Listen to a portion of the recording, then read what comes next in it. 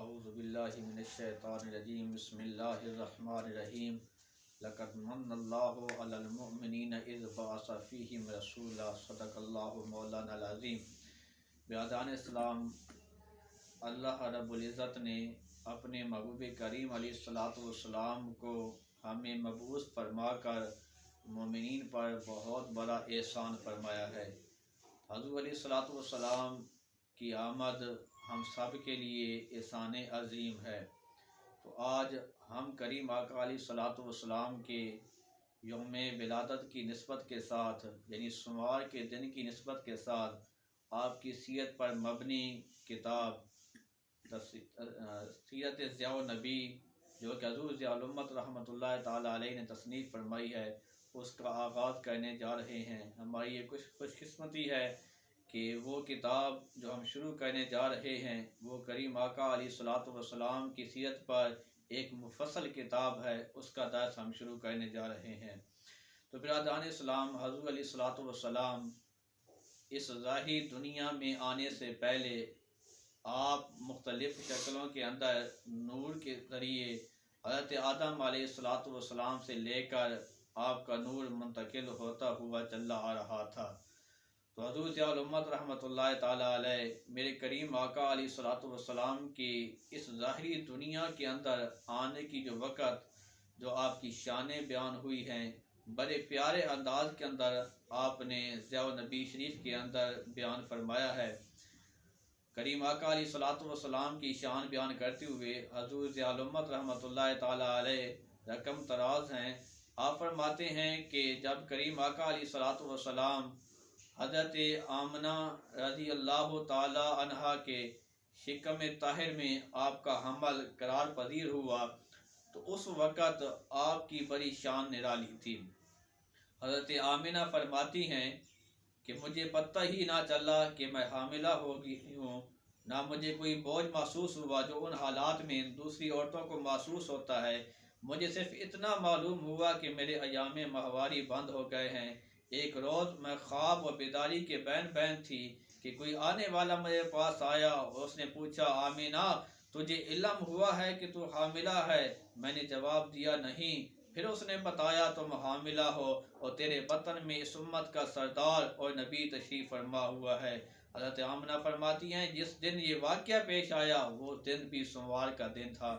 حضرات محترم، سوموار کا دن کتنا خوش بخت دن ہے کہ میرے کریم آقا علیہ السلام کا حمل مبارک جب حضرت آمنہ رضی اللہ تعالی عنہ کے جسم اطہر کے اندر، بطن اطہر کے اندر آیا تو وہ بھی سوموار کا دن تھا، اور حضور علیہ السلام کا جب ولادت کا دن آیا تو وہ بھی سوموار کا ہی دن تھا۔ حضرت آمنہ ہی فرماتی ہیں کہ حمل کے ایام بڑے آرام سے گزرے۔ جب وقت پورا ہو گیا تو وہی فرشتہ جس نے پہلے مجھے خوشخبری دی تھی وہ آیا، اس نے آ کر مجھے کہا، قُلِّ أُعِيذُهُ بِالْوَاحِدِ مِنْ شَرِّ كُلِّ حاسد، یہ کہو کہ میں اللہ واحد سے اس کے لیے ہر حاسد کے شر سے پناہ مانگتی ہوں۔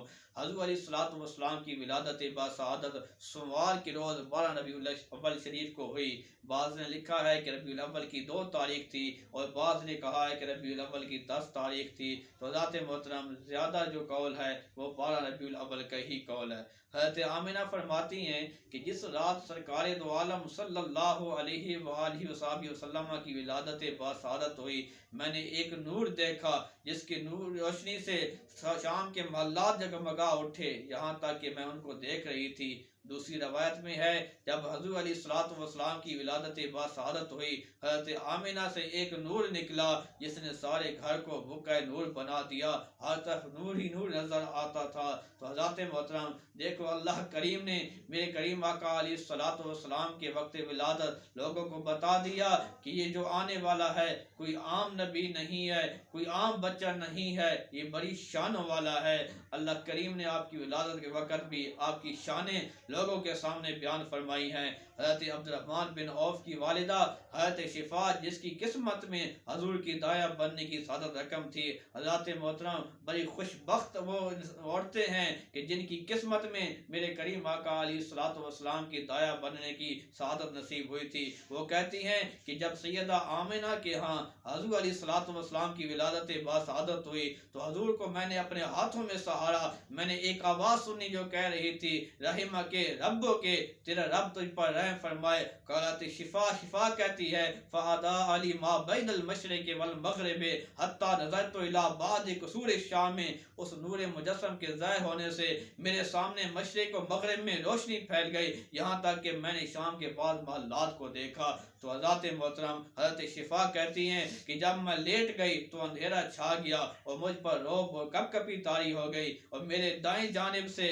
روشنی ہوئی جو میں نے کسی کہنے والے کو سنا۔ وہ پوچھ رہا تھا اینا ذہبت بہ، تم اس بچے کو کہاں لے کر گئے تھے؟ جواب ملا، میں نے مغرب کی طرف لے کر گیا تھا۔ پھر وہی اندھیرا، وہی روب، وہی لرزہ مجھ پر طاری آیا، میری بھائی جانب سے روشنی ہوئی۔ میں نے سنا کوئی پوچھ رہا تھا تم اسے کدھر لے کر گئے تھے؟ دوسرے نے جواب دیا، میں نے انہیں مشرق کی طرف لے گیا تھا، اب دوبارہ نہیں لے جاؤں گا۔ یہ بات میرے دل میں کھٹکتی رہی، یہاں تک کہ اللہ تعالیٰ نے اپنے پیارے محبوب کریم علیہ الصلوۃ والسلام کو مبعوث فرمایا۔ اور حضرت شفا فرماتی ہیں کہ میں ان لوگوں میں سے تھی جو سب سے پہلے حضور علیہ الصلوۃ والسلام کے اوپر ایمان لائی۔ تو حضرات محترم، پتہ چلا جنہوں نے کریم آقا علیہ الصلوۃ والسلام کے وقت ولادت بھی کریم آقا علیہ الصلوۃ والسلام کی خدمت کی، اللہ کریم نے ان کو محروم نہ رکھا، اللہ کریم نے ان کو بھی بڑی شان عطا فرمائی ہیں۔ تو حضرت آمنہ فرماتی ہیں جب آپ کی ولادت ہوئی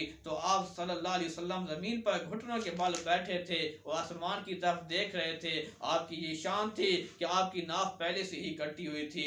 حضرت وہب کی پھوپھی کہتی ہیں کہ حضرت آمنہ کے ہاں رسول اللہ صلی اللہ علیہ وآلہ وسلم کی ولادت ہوئی تو حضرت آپ نے حضرت عبد المطلب کو اطلاع دینے کے لیے آدمی بھیجا۔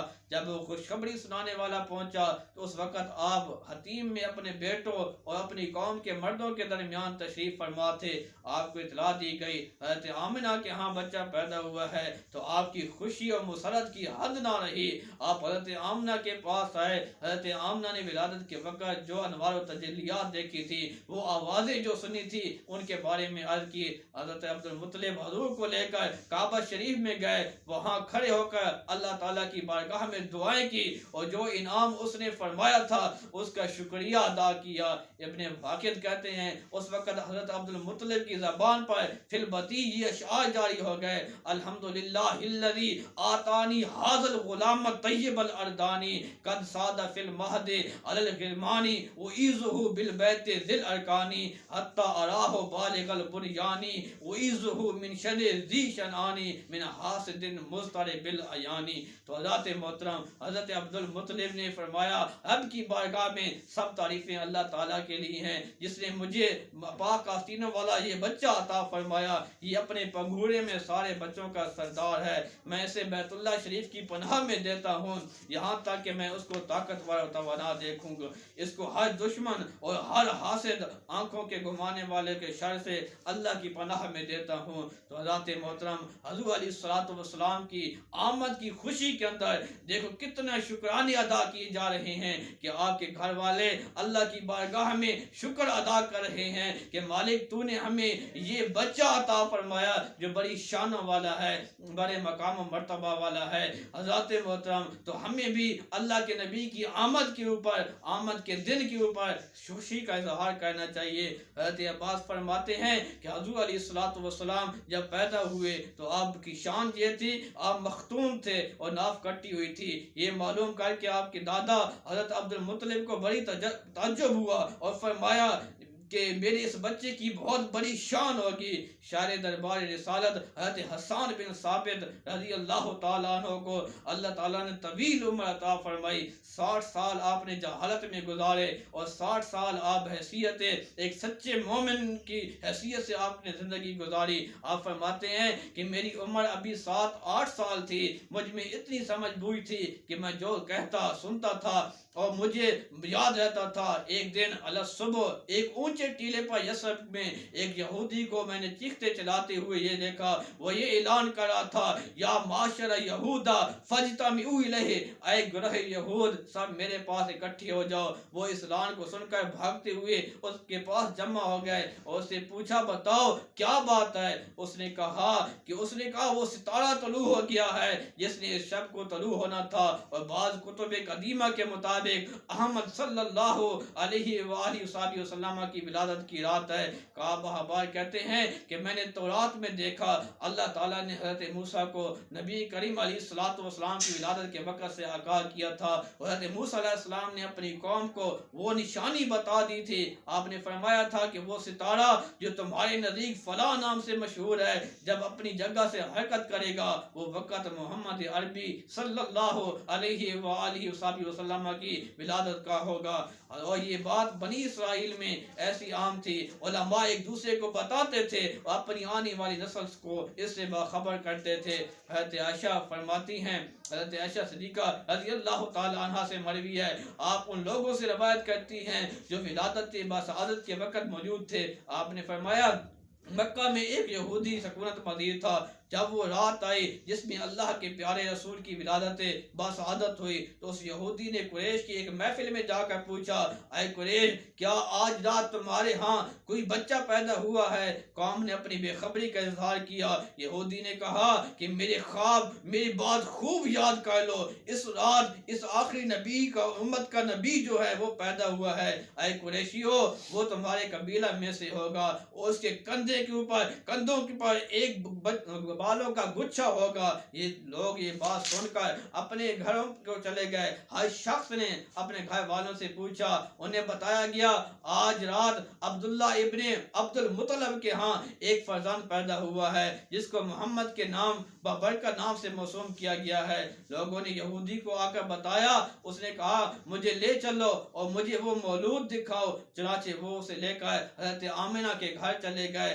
حضرت آمنہ کے پاس لے آئے۔ وہ آدمی حضرت آمنہ رضی اللہ تعالی عنہا کے گھر آیا، اس نے کہا کہ مجھے اپنا فرزند دکھاؤ۔ وہ بچے کو اٹھا کر آپ کے پاس لے آئیں، انہوں نے اس بچے کی پشت سے کپڑا اٹھایا۔ یہودی بالوں کے اس گچھے کو دیکھ کر غش کھا کر زمین کے اوپر گر گیا۔